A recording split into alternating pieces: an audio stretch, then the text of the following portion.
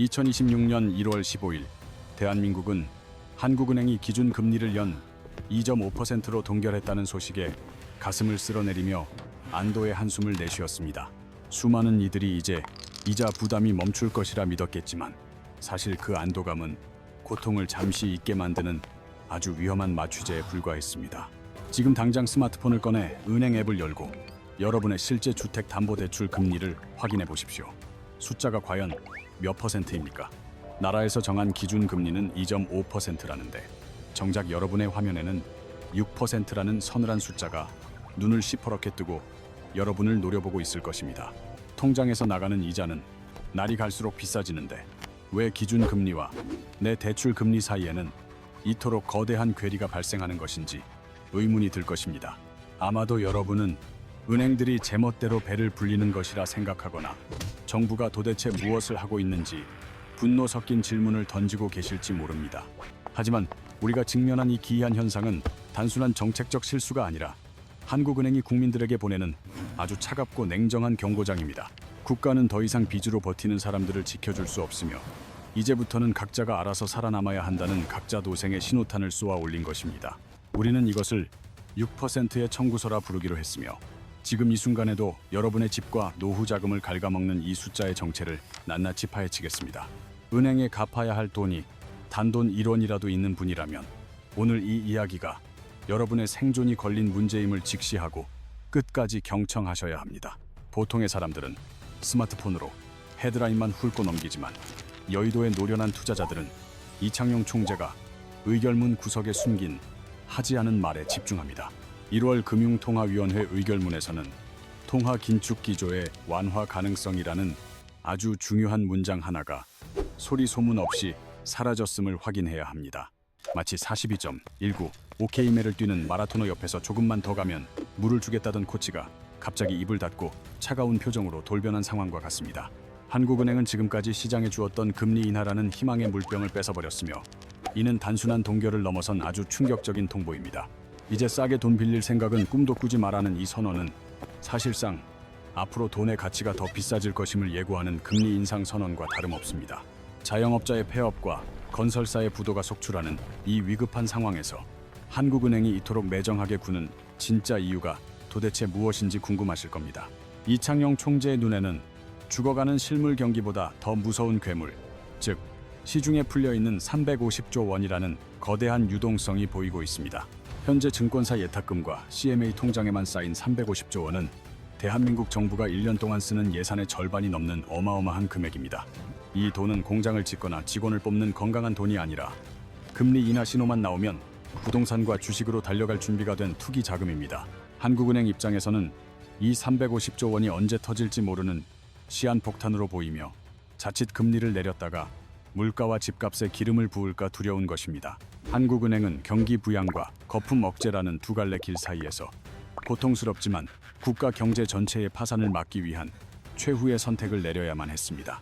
시중에 풀린 350조 원이라는 거대한 유동성은 금리 인하 신호만 떨어지면 즉시 부동산과 주식시장으로 달려갈 준비가 된 투기 자금입니다.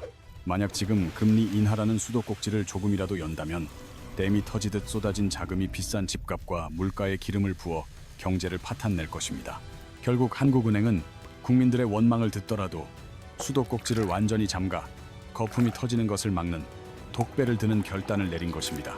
이것이 바로 지난 금융통화위원회 의결문에서 금리 인하 가능성이라는 희망적인 문구를 단호하게 삭제해버린 진짜 이유이자 냉혹한 진실입니다. 한국은행이 빗장을 걸어 잠그자마자 자본시장의 신경망인 채권시장은 즉각 발작을 일으키며 요동치기 시작했고 돈의 흐름이 급격히 경색되었습니다. 은행들은 여러분에게 대출해줄 자금을 마련하기 위해 시장에서 은행채라는 채권을 발행하여 돈을 빌려와야 하는데 이 과정이 매우 어려워졌습니다. 한국은행이 더 이상 싼 돈을 풀지 않겠다고 선언하자 채권시장의 투자자들은 겁을 먹고 돈줄을 죄며 더 높은 이자를 요구하기 시작했습니다. 시장에서 돈이 귀해지자 돈의 도매 가격이라 할 수 있는 채권 금리가 폭등했고 이는 고스란히 은행의 자금 조달 비용 상승으로 이어졌습니다. 도매 가격인 채권 금리가 올랐으니 소매 가격인 여러분의 대출 금리가 6%까지 치솟는 것은 자본주의 시장 논리상 피할 수 없는 결과입니다. 여러분은 정부가 선거를 앞두고 은행을 압박해 금리를 내려주길 기대할지도 모르지만 안타깝게도 이제 그런 기적 같은 기대는 접어야 합니다. 정부는 이미 개별 가게의 가계부를 지켜주는 것보다 국가 금융 시스템 전체의 붕괴를 막는 것이 더 시급하다고 판단하여 선택을 마쳤습니다. 서민들의 고통을 알면서도 국가 시스템 유지를 위해 고금리를 유지해야만 하는 이 비정한 상황을 우리는 금리의 역설이라고 부를 수 있습니다. 제가 이토록 확신하며 경고하는 이유는 여러분이 거래하는 집 앞 은행 창구에 그 서늘하고 명백한 증거가 이미 숨어 있기 때문입니다. 국가가 고시한 기준 금리는 연 2.5%로 묶여 있는데 왜 현장의 은행 직원은 여러분에게 6%라는 살인적인 금리를 태연하게 요구하는 것일까요? 기준 금리와 실제 대출 금리 사이에 발생하는 이 3.5%포인트라는 거대한 차이는 도대체 누구의 주머니로 들어가며 왜 생기는 것인지 밝혀야 합니다. 이는 도매 시장에서 배추 한 포기의 2영원인데 동네 마트에서는 6영원을 내라는 것과 같은 상황으로 소비자가 모든 비용을 독박 쓰는 격입니다. 경제학에서는 이처럼 기준금리와 시장금리가 따로 노는 현상을 디커플링, 즉 탈동조화라고 부르며 현재 대한민국 금융시장의 큰 병폐입니다. 한국은행이 운전대를 잡고 브레이크를 밟았음에도 불구하고 바퀴는 제멋대로 엑셀을 밟으며 튀어나가는 통제불능의 위험천만한 상황과 매우 흡사합니다. 고장난 브레이크처럼 멈추지 않는 대출 금리의 상승은 단순히 은행의 폭리를 넘어 우리 금융시장이 직면한 현주소를 적나라하게 보여줍니다. 은행이 여러분에게 빌려줄 돈을 마련하기 위해 발행하는 은행채 금리가 폭등한 것은 한국은행이 시장에 돈줄을 죄겠다고 선언했기 때문입니다. 하지만 진짜 공포는 은행들이 거품이 터질 것을 직감하고 스스로 방어벽을 쌓으며 대출 금리를 의도적으로 끌어올리고 있다는 사실에 숨어 있습니다. 현재 주식시장에는 빚을 내어 투자한 신용융자 잔고가 무려 26조 원에 달하며 이는 실물 경기와 동떨어진 역대급 과열을 의미합니다. 은행은 과거의 데이터를 통해 실물과 괴리된 자산 거품은 반드시 파멸적인 결말을 맞이하며 빚낸 이들이 줄파산할 것임을 너무나도 잘 알고 있습니다. 그래서 은행은 거품이 터지기 전에 위험한 대출을 줄이기 위해 금리를 6%에서 7%까지 높여 사람들이 돈을 빌리지 못하게 유도하고 있습니다. 지금의 살인적인 금리는 은행이 보내는 마지막 구조 신호이자 언제 터질지 모르는 폭탄 돌리기 게임에서 자신들만 먼저 빠지겠다는 이기적인 선언입니다. 결국 은행의 리스크 관리 비용과 정부의 정책 실패 비용은 가산금리라는 이름으로 고스란히 여러분의 이자 청구서에 합산되어 돌아오고 있습니다.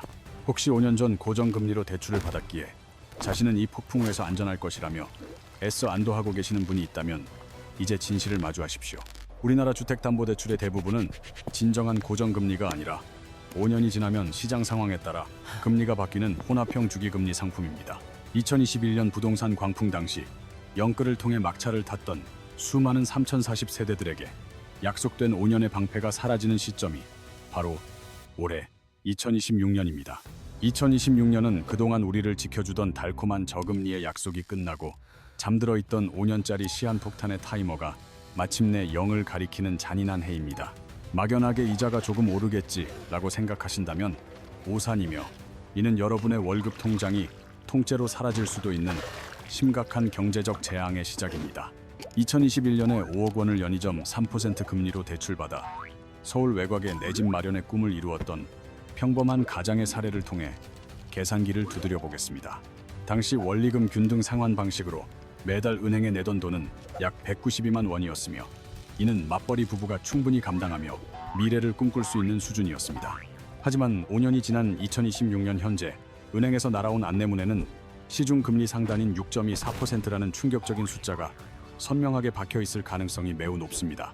금리가 2.3%에서 6.24%로 3배 가까이 폭증하면서 매달 내야 할 원리금은 192만 원에서 무려 306만 원이라는 감당하기 힘든 수준으로 치솟습니다.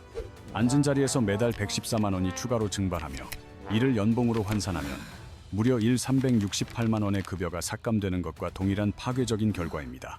단지 5년이라는 시간이 흘렀다는 이유만으로 노력해서 올린 연봉 300만 원이 공중분해되는 현실 앞에서 평범한 가장들은 절망할 수밖에 없습니다. 한 달에 114만 원이 사라진다면 아이들 학원부터 정리해야 하고 가족과 함께 즐기던 소박한 외식과 치킨 한 마리조차 포기해야 하는 비참한 상황이 닥칩니다. 이것은 단순한 이자 상승이 아니라 중산층에서 빈곤층으로 추락할 수 있다는 섬뜩한 경고이며 하우스 푸어의 악몽이 다시 현실이 되었음을 의미합니다. 지금 여러분 중에는 이자 감당이 안 되면 집을 팔아서 빚을 갚으면 그만 아닌가라고 생각하며 막연한 탈출구를 꿈꾸는 분들이 계실지도 모릅니다. 하지만 냉정하게 지금의 부동산 시장을 돌아보십시오. 대출 금리가 6%를 넘어선 상황에서 기꺼이 수억 원의 빚을 지고 집을 사줄 매수자가 과연 존재하겠습니까? 살 사람이 없어 거래가 완전히 끊겨버린 이른바 거래 절벽의 시대에는 집을 내놓아도 팔리지 않는 거대한 감옥에 갇힌 것과 다를 바 없습니다. 결국 울며 겨자 먹기로 매달 거액의 이자를 내며 버텨야 하는데 이는 등기부등 본상 내 집일 뿐 사실상 은행에 매달 300만 원씩 월세를 내는 것과 같습니다. 개인의 가처분 소득이 이자로 증발하면서 내수 경기는 차갑게 얼어붙었고 대한민국 경제 전체가 활력을 잃고 빠르게 늙어가는 재앙이 시작되었습니다. 그런데 이상한 점은 실물 경제는 죽어가는데 주식시장만은 코스피 5 0포인트를 넘나들며 역사적 고점을 경신하고 있다는 기이한 불균형 현상입니다. 사람들은 드디어 한국이 금융선진국이 되었다고 축배를 들지만 정작 여러분의 지갑은 만원짜리 김치찌개 한 그릇 사 먹기 부담스러울 정도로 얇아졌습니다. 경제학에서는 이를 화폐 착시라 부릅니다. 여러분이 부자가 된 것이 아니라 돈의 가치가 쓰레기가 되어 물건의 가격표 숫자만 기형적으로 커진 것뿐입니다. 과거 베네수엘라나 튀르키예가 그랬듯 무분별하게 풀린 유동성 때문에 돈의 가치가 녹아내리면서 자산 가격만 부풀려지는 무서운 현상을 우리는 목격하고 있습니다. 우리는 부의 축적을 경험하는 것이 아니라 우리가 가진 원화의 구매력이 눈 녹듯 사라지는 화폐의 종말 단계를 지나고 있다는 사실을 깨달아야 합니다. 지금의 대한민국 경제는 겉으로 보기에는 150kg의 거구인 씨름 선수처럼 보이지만 그 속은 각종 질병으로 병들어 누워있는 노인과 다를 바 없습니다. 근육에 해당하는 실질 성장은 멈춰버렸고 비계에 해당하는 자산 거품만 잔뜩 낀 초고도 비만 상태가 바로 현재 우리 경제의 적나라한 민낯입니다. 제가 너무 비관적인 전망을 하는 것이 아니냐고 반문하시겠지만 이것은 국책 연구기관인 KDI가 내놓은 아주 섬뜩하고 객관적인 성적표입니다. KDI 보고서는 한국의 잠재 성장률이 2040년대에 진입하면 0%대로 추락하여 국가 경제가 자생력을 완전히 상실할 것이라고 엄중히 경고하고 있습니다.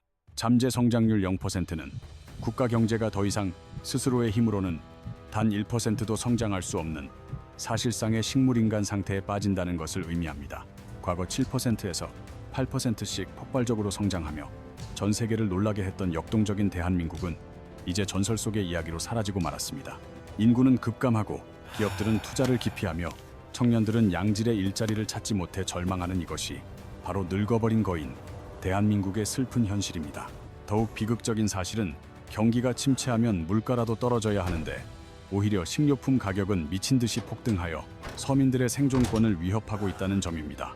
사과 한 알에 3 영원, 대파 한 단에 5 영원을 호가하며 신선식품 가격이 1년 사이 폭등한 것은 전형적인 스태그플레이션의 전조 증상입니다. 월급은 그대로인데 먹는 값은 오르고 대출 이자는 2배가 된 이 최악의 시나리오 속에서 코스피 5 0포인트는 그저 허망한 모래성일 뿐입니다. 현재 대한민국 자영업자들의 대출 연체율은 0.98%에 달하며 이는 통계 작성 이래 역대 최고치를 기록하고 있는 매우 위험한 상황입니다. 특히 29세 이하 청년 사장들의 연체율은 1.29%까지 치솟아 치킨집과 카페 등이 버티지 못하고 줄줄이 문을 닫는 참담한 현실이 이어지고 있습니다. 성장은 멈췄는데 이자는 6%를 내야 하니 버틸 재간이 없으며 이제 경매로 넘어가는 집들이 속출하는 본격적인 거품 붕괴의 서막이 올랐습니다. 부동산 불패라는 달콤한 말에 속지 마시고 지금은 공격적으로 돈을 불릴 때가 아니라 어떻게든 내 자산을 지켜야 하는 철저한 방어의 시간입니다. 거대한 파도가 덮쳐올 때 맨몸으로 서 있으면 휩쓸려 가겠지만 튼튼한 방주에 올라타면 살아남을 수 있기에 여러분을 위한 3단계 생존 매뉴얼을 제안합니다. 똑똑한 부자들은 이미 80조 원의 예탁금과 26조 원의 신용잔고를 정리하며 탈출구를 찾았고 여러분도 이제 한숨을 멈추고 즉시 행동해야 할 때입니다. 생존을 위한 첫 번째 원칙은 수익을 쫓는 대신 빚을 줄이는 빚 다이어트를 실행하여 내 몸을 가볍게 만드는 것에서부터 시작해야 합니다.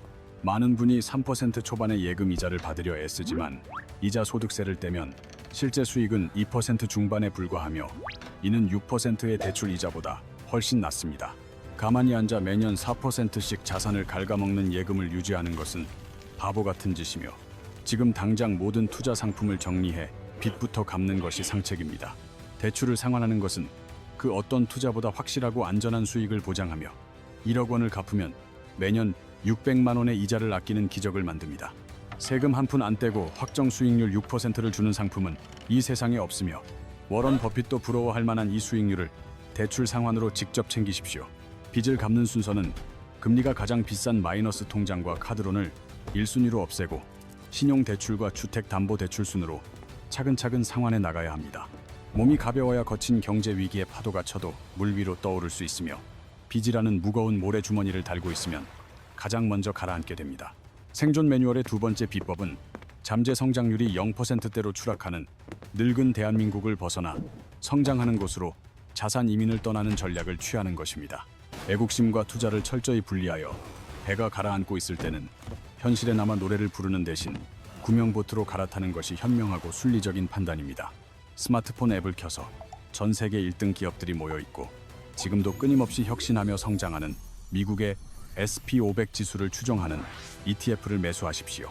한국 기업들이 늙어서 활력을 잃어갈 때 미국 기업들은 인공지능과 우주 산업을 주도하며 날아가고 있으니 우리의 소중한 자산을 그곳에 묻어야 합니다. 이때 반드시 이름 뒤에 환해지라는 말이 없는 환노출형 상품을 고르셔야 대한민국 경제 위기 시 환율 상승으로 인한 자산 보호 혜택을 누릴 수 있습니다. 앞으로 원화 가치가 떨어지면 여러분이 보유한 달러 자산의 가치는 반대로 올라 내 자산을 지켜주는 거대한 경제적 에어백 역할을 충실히 해줄 것입니다. 한국이 망해도 나는 산다는 최후의 안전장치가 바로 달러 자산이며 ISA 계좌 등을 활용해 매달 월급의 일부를 꾸준히 옮기는 엑소더스를 시작하십시오. 인류 역사 5억 년 동안 수많은 제국이 무너지고 화폐가 휴지 조각이 되었어도 끝까지 그 가치를 증명하며 살아남은 유일한 진짜 돈은 바로 금입니다. 스태그플레이션이 닥치면 정부는 경기를 살리기 위해 필사적으로 돈을 찍어내겠지만 그 과정에서 종이돈의 가치는 불타 없어지고 말 것입니다. 화폐 가치가 타오르는 불길 속에서 여러분의 소중한 구매력을 끝까지 지켜줄 수 있는 유일한 방패는 변하지 않는 본연의 가치를 지닌 금뿐입니다. 전 세계 중앙은행들이 현재 달러조차 믿지 못하고 미친 듯이 금을 사모으고 있는 현상은 우리가 무엇을 준비해야 하는지 보여주는 명확한 지표입니다. 하지만 금을 사기 위해 동네 금은방에서 골드바를 구매하는 것은 부가세 10%와 수수료 때문에 자산을 20%나 손해보고 시작하는 아주 위험한 선택입니다.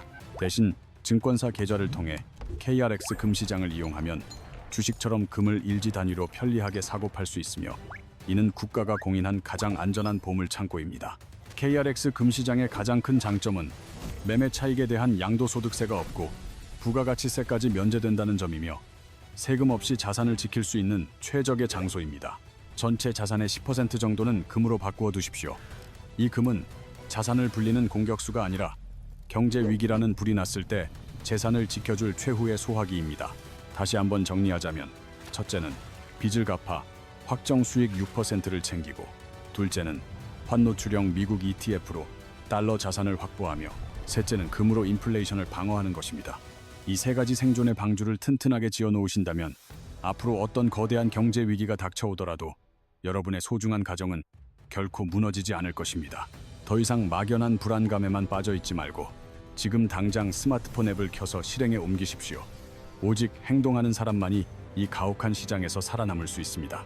1월의 금리 동결은 안도의 소식이 아니라 국가는 더 이상 여러분의 빚을 책임져 주지 않겠다는 비정한 작별 통보였음을 우리는 잊지 말아야 합니다.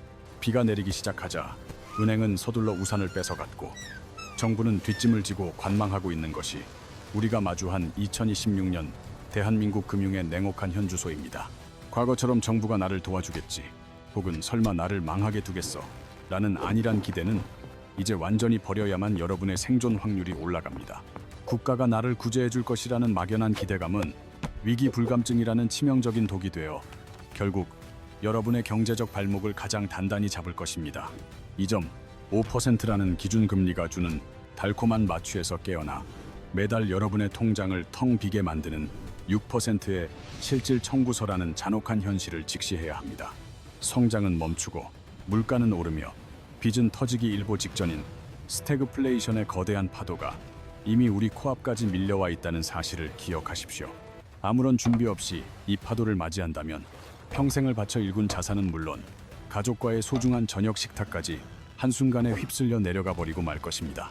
파도가 높고 험난할수록 철저히 준비된 사람에게는 그것이 오히려 새로운 기회가 될 수 있음을 믿고 오늘 제가 드린 두 가지 방패를 단단히 붙잡으십시오. 국가는 결코 여러분의 가난을 구제하지 않습니다. 여러분의 자산을 지킬 수 있는 유일한 사람은 오늘 당장 깨어있는 정신으로 행동하는 여러분 자신뿐입니다.